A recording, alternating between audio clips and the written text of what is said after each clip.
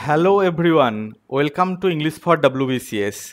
Deer aspirants, আজকের ভিডিওর topic তো দেখতেই পাচ্ছ যে ওয়ার্স্ট 5 মিস্টেক্স, যে কারণে 99% ছেলেমেয়ে কিন্তু WBCS প্রিলিমস ক্লিয়ার করতে পারে না প্রত্যেক বছর, মানে প্রত্যেকবার যখন হয়। তো WBCS প্রিপারেশন 2024 এবং 25-এর জন্য তুমি যদি খাটছো, এরম যদি একজন অ্যাসপিরেন্ট হয়ে থাকো, কারণ 2026-এর কিন্তু WBCS 2024-এর WBCS কিন্তু 2026-এ হবেই হবে, এবং 2025-এর WBCSও কিন্তু 2026-এই হয়ে যাওয়ার সম্ভাবনা আছে। অর্থাৎ একই প্রিপারেশানে দুটো WBCS এক্সাম তোমার দেওয়ার চান্স কিন্তু আসছে। ঠিক আছে, সো তোমাকে এখন থেকে ভেরি ক্লিয়ার হতে হবে এবং সিরিয়াস হতে হবে অ্যাবাউট ইউর প্রিপারেশান। তো দেখো, শুধুমাত্র যে কিভাবে পাস করা যায়, কিভাবে মানে ভালো স্ট্র্যাটেজি কী হবে, শুধুমাত্র এগুলো জানলেই হবে না, সাথে এটাও জানতে হবে যে মোস্ট অফ দ্য ক্যান্ডিডেটস অর্থাৎ 99% ছেলেমেয়ে কেন প্রিলিমসে ফেল করে যায়। কারণ মাথায় রাখবে, প্রিলিমসেই কিন্তু সব থেকে বেশি সংখ্যক ছেলে মেয়েদের কিন্তু কাট করা হয়। ঠিক আছে, অর্থাৎ প্রিলিমস হচ্ছে একটা স্ক্রিনিং টেস্ট, যেখানে শুধুমাত্র তোমাকে বাদ দেওয়ার জন্য পরীক্ষা নেওয়া হবে, তোমাকে পাস করানোর জন্য পরীক্ষা নেওয়া হচ্ছে না, তোমাকে বাদ দেওয়ার জন্য পরীক্ষা নেওয়া হচ্ছে। দ্যাট ইজ ওয়াই প্রিলিমস এক্সামটাকে খুব সিরিয়াসলি নাও। আজকে আমি এখানে 5 মিস্টেক্স ডিসকাস করব, কিন্তু এই 5 মিস্টেক্স ছাড়াও সবার প্রথমে 90% ছেলেমেয়ে, যতজন এক্সাম দেয় তার মধ্যে 90% ছেলেমেয়ে যেটা প্রবলেম ফেস করে, সেই প্রবলেমটা নিয়ে আমি আগে এখানে কথা বলবো। ঠিক আছে, তো যাই হোক, আমাদের ভিডিও এইভাবেই স্টার্ট হবে। তো সকলে কেমন আছো এই ভিডিওর কমেন্টে গিয়ে জানিও, কারণ এক্সাম অনেক ডিলেতে হচ্ছে জানি, ধৈর্য থাকছে না, কিন্তু ধৈর্য রাখতে হবে, কারণ এই এক্সামটা কিন্তু মোটামুটি বলে রাখো যে ইউপিএসসির ছোট ভাই, তাই না, স্টেট লেভেলের সব থেকে বড় এক্সাম, সেই জন্য এক্সামটা কখনোই মিস করা যাবে না। তো চলো, 99% ছেলেমেয়ের মধ্যে 90% ছেলেমেয়ে যে প্রবলেমটা ফেস করে সেটা তাদের নিজস্ব প্রবলেম নয়, সেই প্রবলেমটা ক্রিয়েট হয়ে যায়, এটা ন্যাচারাল প্রবলেম। সেটা কি, যে স্মার্ট রিভিশন।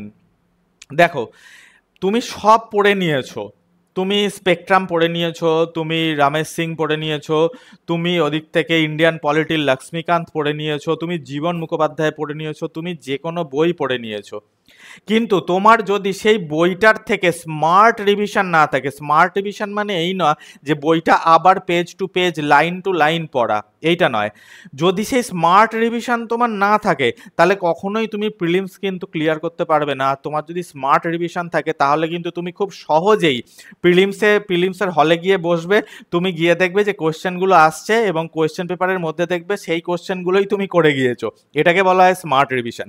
তো এই স্মার্ট রিভিশন কি, এবং এই স্মার্ট রিভিশনের যে প্রবলেমটা প্রত্যেকটা ছেলেমেয়ে ফেস করে, মানে রিভিশনের যে প্রবলেমটা প্রত্যেকটা ছেলেমেয়ে ফেস করে, সেই প্রবলেমটাকে সলভ করেছি আমরা একটা কোর্স লঞ্চ করেছি। এটা একটা অনলাইন প্রোগ্রাম, যেটা নোটস বেসড প্রোগ্রাম, এখানে কোনো ভিডিও লেকচার ভিডিও লেসন থাকবে না, সেটা হচ্ছে WBCS নিত্য প্রগতি প্রোগ্রাম। ঠিক আছে, এই প্রোগ্রামটা শুধুমাত্র রিভিশন করানোর জন্য, এর মধ্যে আমরা revision notes, keywords etcetera provide করি। যদি তুমি ডিটেলসে জানতে চাও তাহলে এই হোয়াটসঅ্যাপ নাম্বারের মাধ্যমে আমাদের সঙ্গে কন্ট্যাক্ট করতে পারো, আমরা তোমাকে ডিটেলস দিয়ে দেবো, এনরোলও করিয়ে দেবো। তো কারা এইখানে মানে নিত্য প্রগতি প্রোগ্রামে কারা জয়েন করতে পারে, কাদের জয়েন করা উচিত, একদম যারা বিগিনার অর্থাৎ যাদের একদম এক্সপিরিয়েন্স নেই, যারা বারবার করে প্রিলিমস ক্লিয়ার করতে পারছে না, অথবা যারা ওয়ার্কিং প্রফেশনালস অর্থাৎ যাদের হাতে পড়ার একদম বেশি টাইম নেই। ঠিক আছে, তো সমস্ত কিছু আগে ফার্স্ট তোমাকে বলে দিলাম যে রিভিশন ইজ দ্য মেন কি।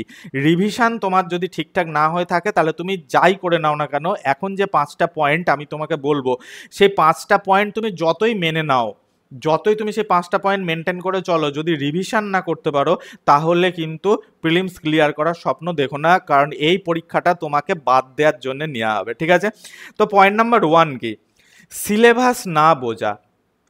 This is very important point. আমার সঙ্গে বহু ছেলেমেয়ের কথা হয়, বহু স্টুডেন্ট আমাকে কল করে, বহু স্টুডেন্ট আমাদের সঙ্গে হোয়াটসঅ্যাপে কথা বলে, আমি দেখেছি প্রত্যেকটা ছেলেমেয়েই না এই পরীক্ষাটা দেওয়ার জন্য এক লাফে এগিয়ে চলে আসে, কিন্তু তারা বোঝে না যে এই পরীক্ষাটাকে ক্লিয়ার করতে গেলে ফার্স্ট অফ অল তোমাকে সিলেবাসটা ভালো করে বুঝতে হবে। সিলেবাসটা ডাউনলোড করতে হবে WBPSC সাইট থেকে, এবং সিলেবাসটা খুব ভালো করে বুঝতে হবে যে আমাকে কি পড়তে হবে এবং কি পড়তে হবে না।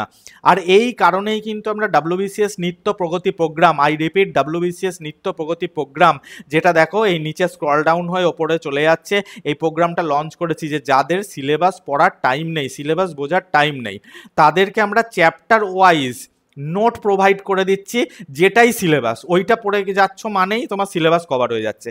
তো অনেকে সিলেবাস না পড়ে অযথা এক্সট্রা পড়াশোনা করে ফেলে, সিলেবাস অনুযায়ী স্মার্ট স্টাডি করতে হবে। এই কথাটা কিন্তু তোমাকে মাথায় রাখতে হবে যে ফার্স্ট অফ অল এই এক্সামটাকে ক্লিয়ার করতে গেলে পাশে তোমার বই থাকবে, পাশে কোশ্চেন ব্যাংক থাকবে, এবং তার পাশে সবার আগে থাকবে তোমার সিলেবাস তোমার সামনে খোলা। If you cannot understand syllabus, you cannot understand this exam, you cannot clear the prelims, ওকে, তুমি কিন্তু প্রিলিমস ক্লিয়ার করতে পারবে না। That is why syllabus is the মানে মেজর রোল প্লে করে সিলেবাসটা, যার জন্য কিন্তু you have to understand, you have to read and revise the syllabus first. So সিলেবাসের ওপর জোর দাও। যারা এখন থেকে ভাবছো যে WBCS এক্সাম দেবে 2026-এ, তাহলে তারা ফার্স্ট আজ থেকে এই ভিডিওটা দেখার পরেই তোমরা সিলেবাস নিয়ে কিন্তু বসে যাও। আর যদি তোমরা মনে করো যে আমি সিলেবাস নিয়ে ভিডিও বানাই, তাহলে এই ভিডিওর কমেন্টসে গিয়ে তোমরা কমেন্ট করো, আমি সিলেবাস নিয়ে ডিটেলস একটা ভিডিও তোমাদের সঙ্গে শেয়ার করে দেবো। পয়েন্ট নাম্বার 2, শুধু PYQs পড়ে অনেকে পরীক্ষা দিতে চলে যায়, ঠিক আছে?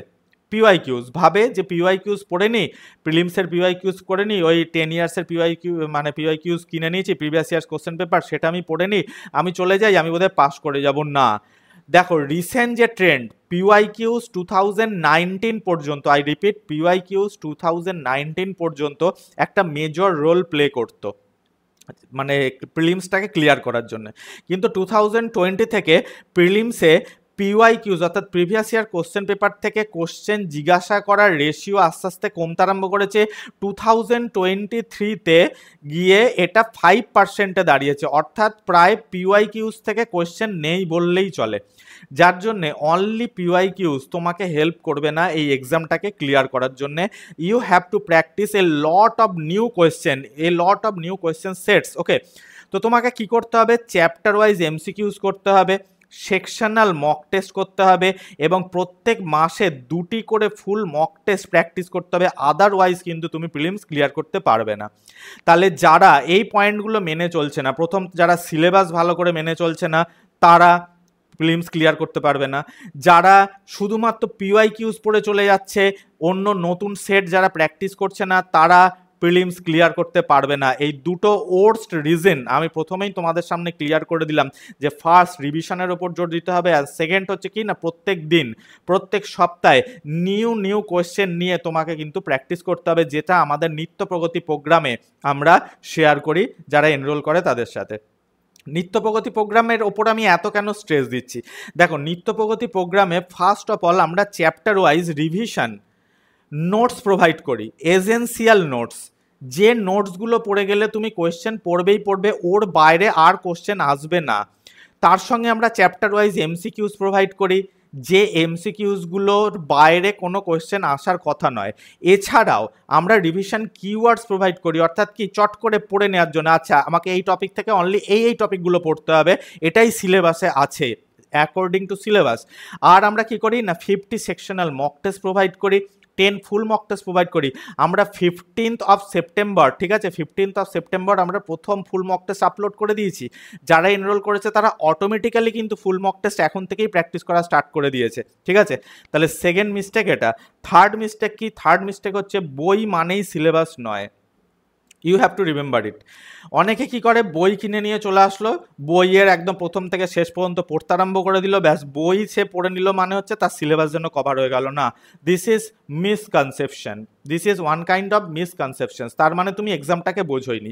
এক্সামটা কিন্তু খুব স্পেসিফিক এক্সাম, স্পেসিফাইড কিছু এরিয়াস থেকে, প্রত্যেকটা চ্যাপ্টারের স্পেসিফাইড কিছু এরিয়াস থেকেই কিন্তু কোশ্চেন হবে, হোল বইয়ের হোল চ্যাপ্টার থেকে কিন্তু কোশ্চেন হবে না, ঠিক আছে? যার জন্যে শুধুমাত্র বই পড়লে চলবে না, সিলেবাস অনুযায়ী বইয়ের সেইটুকু অংশ পড়তে হবে যেখান থেকে অনলি প্রশ্ন আসে, তো তুমি বুঝবে কি করে যে এই চ্যাপ্টারের এই পোর্শন থেকে কোশ্চেন আসবে? সিম্পল ম্যাটার, তুমি আমাদের নিত্য প্রগতি প্রোগ্রামে এনরোল করে যাও, তোমার সেই প্রবলেমটা সলভ হয়ে যাবে। তাহলে মিস্টেক নাম্বার 3। মিস্টেক নাম্বার 4 কি? নেগেটিভ মার্কিংকে অ্যাভয়েড করতে হবে। তাহলে এতক্ষণ যে প্রবলেমগুলো আমরা দেখছিলাম, ওর্স্ট কারণগুলো দেখছিলাম, 3টে ওর্স্ট কারণ দেখলাম, সেগুলো সব তোমার হাতে, কিন্তু নেগেটিভ মার্কিংকে অ্যাভয়েড করতে হবে, এটা এক্সাম হল প্রেশার। অনেকে কি করে, এক্সাম হলে গিয়ে দেখছে যে আচ্ছা আমি এই কটা মাত্র কোশ্চেন পেরেছি, তাহলে শেষে হয়তো ঘন্টা পড়ে যাচ্ছে আর 15 মিনিট আছে, আরও কয়েকটা দেখে মনে হলো এই কটা বোধহয় ঠিক হতে পারে, তারা ওএমআর শিটে গোল করে দিয়ে চলে আসলো। না, that is not the correct step, correct activity. মাথায় রাখবে যে কাট অফ সবসময় কোশ্চেন পেপারের ডিফিকাল্টি লেভেলের উপরে নির্ভর করছে। তাই তোমার কাছে যদি কোশ্চেন পেপার কঠিন হয়, তাহলে বাকি সকলের কাছেই কিন্তু কোশ্চেন পেপার কঠিন, যার জন্য তুমি কখনো নিজে নিজে আরও কয়েকটা কোশ্চেন আমি চট করে অ্যান্সার করে দিই, গোল করে দিই, এটা কখনো করবে না। You have to keep patience, তোমাকে পেশেন্স রাখতে হবে। যে কটা তুমি পারছো সে কটা তুমি অনলি সে কটাই তুমি মার্ক করে আসবে, দেখবে তোমার কিন্তু কাট অফ মানে ক্লিয়ার হয়ে যাবে যদি টাফ মানে ডিফিকাল্ট লেভেল কোশ্চেন হয়। ঠিক আছে, তো অ্যাভয়েড করতে হবে নেগেটিভ মার্কিংকে, যেন নেগেটিভ মার্কিং না হয়। এরকম অনেক ছেলে মেয়ে আছে, দেখা যায় যে তারা যে সংখ্যক কোশ্চেন অ্যাটেম্প করেছে, ঠিক আছে, তার মধ্যে যে কটা সে পারতো আর কি, শুধু যদি সে কটা অ্যাটেম্প করে আসতো তাহলে সে প্রিলিমস ক্লিয়ার করে দিত, কিন্তু সে কি করেছে, শেষের দিকে গিয়ে সে গোল করে দিয়েছে।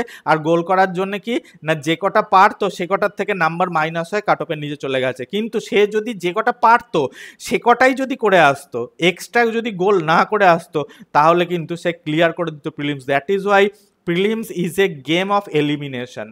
তোমাকে এলিমিনেট করার জন্য এক্সাম নেওয়া হচ্ছে, এটা মাথায় রাখতে হবে। That is why you should not do any kind of mistake, you should not make any kind of mistake, you have to remember this, okay. আর মিস্টেক নাম্বার 5 কি না, টাইম ম্যানেজমেন্টের অভাব।